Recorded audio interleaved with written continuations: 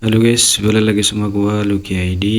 Seperti biasa sebelum mulai videonya, buat kalian yang sudah dukung channel ini selama ini, terima kasih banyak. Dan buat kalian yang belum subscribe, silahkan di subscribe karena subscribe itu gratis, tidak bayar sama sekali. Dan buat kalian yang sudah donasi, terima kasih banyak. Semoga dilancarkan rezekinya guys, amin. Dan jangan lupa juga nyalakan lonceng notifikasi agar tidak ketinggalan update video dari channel ini ya guys. Terima kasih dan selamat menonton. Oke, kita bacain novel Martial Back chapter 4271.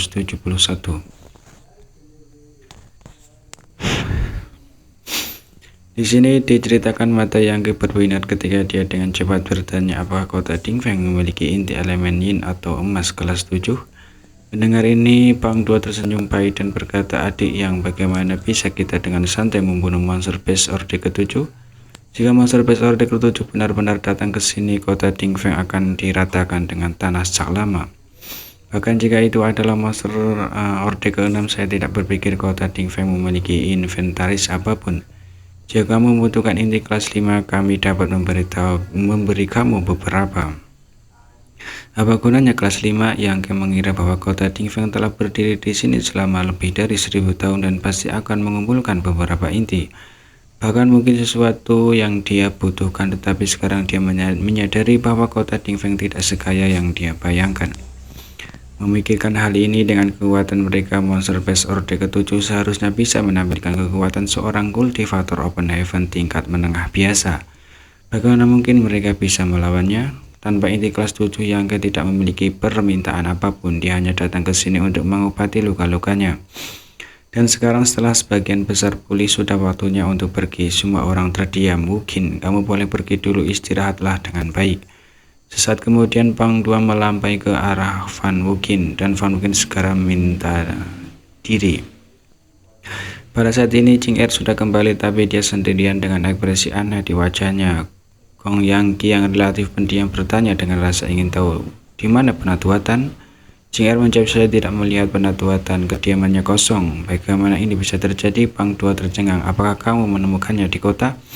Apakah Penatuatan sedang menyembuhkan di suatu tempat? Sebelum Jing Er bisa menjawab, dia mendengar suara langkah kaki tergesa-gesa dari luar. Diikuti oleh teriakan panik melapor, Raja Babon Emas ada di sini. Apa? Jin Yuanlang berseru kaget saat dia berdiri dari kursinya. Mengapa ada di sini lagi? Bukankah itu baru saja tiba beberapa hari yang lalu? Yang lain juga memasang ekspresi serius, seolah-olah sesuatu yang besar akan terjadi. Yang dan Ku Huachang saling melirik, tidak tahu siapa Raja Babon Emas ini yang bisa membuat semua orang di kota Dingfeng merasa seperti sedang menghadapi musuh besar. Lapor, teriakan keras lainnya terdengar, diikuti oleh sosok yang mendarat di aula utama. Berbicara, teriak Mo Gui. Pria itu mengangguk penting dan berkata, melaporkan kepada Tuan Kota Penatuatan dengan paksa membuka batasan area besar dan pergi sendiri. Sekarang gate area tidak berfungsi dengan baik, gerbangnya terbuka lebar. Bajingan Mamoy berdiri, ekspresi kemarahan muncul di wajahnya, ekspresi yang lain juga sangat berubah. Ini benar-benar kasus saat hujan turun. Kedatangan Raja Babon Emas yang tiba-tiba adalah satu hal. Tetapi jika area besar masih utuh, tidak boleh beberapa berbahayanya situasinya, mereka masih dapat menghadapinya untuk sementara waktu.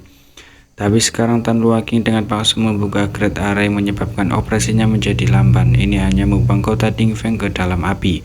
Jika masalah hari ini tidak ditangani dengan benar, kota Dingfeng kemungkinan akan menjadi abu. Pang Dua tertegun sejenak. Mengapa Penatuatan dengan paksa membuka area besar dan pergi? Ku Huachang berkata, kamu benar-benar bodoh bahwa Tan Luaking jelas-jelas melarikan diri. Melarikan diri? Pang Dua tidak bisa mempercayai matanya dan baru saja akan bertanya mengapa Tan Luaking berlari ketika dia tiba-tiba mengerti. Dia jelas tahu bahwa fitnahnya yang sebelumnya telah terungkap. Dia takut akan hukuman Tuan Kota dan merasa bahwa dia tidak memiliki wajah untuk tetap tinggal di kota Dingfeng. Jadi dia dengan cepat melarikan diri. Bagaimanapun insiden sebelumnya cukup serius. Meskipun tidak ada yang meninggal, itu adalah hasil dari Yang yang menunjukkan belas kasihan. Jumlah yang terluka tidak terhitung. Jika dia tidak berbicara omong kosong sekarang, bagaimana semua ini bisa terjadi? Sebagai penatua kota Dingfeng, dia telah membuatakan dirinya terhadap keinginan egoisnya sendiri. Dia tidak hanya membalas kebaikan dengan tidak tahu terima kasih, dia telah mempermalukan kota Dingfeng dan membawa kerugian besar bagi kota Dingfeng. Dia terlalu malu untuk tinggal. Jangan bicara tentang penatua Tan untuk saat ini.